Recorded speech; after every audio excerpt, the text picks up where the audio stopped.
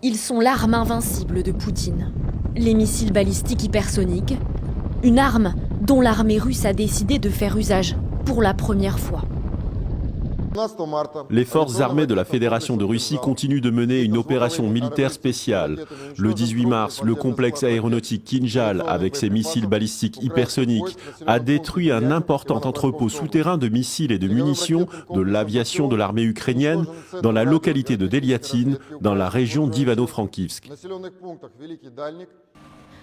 Vendredi, le missile aurait été tiré contre un entrepôt souterrain contenant des munitions de l'aviation ukrainienne, situé dans la région d'Ivano-Frankivsk, dans l'ouest du pays.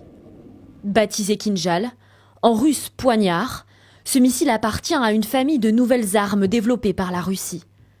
Équipé d'une ogive à fragmentation pesant 500 kg ou d'une ogive nucléaire, le Kinjal peut parcourir 2800 mètres par seconde. Il peut atteindre n'importe quel point du monde en 1 heure. Toutes les armées qui entendent peser sur la marche du monde se sont lancées dans la quête hypersonique.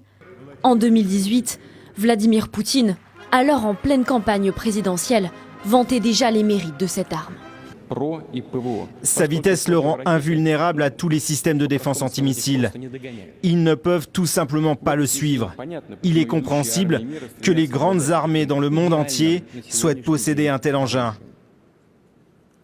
Chers amis, la Russie possède une telle arme. L'arrivée du missile balistique hypersonique sur le champ de bataille ukrainien pourrait-il changer la donne de la guerre? En tout cas, il dote la Russie d'un avantage psychologique sur ses ennemis en alimentant la peur.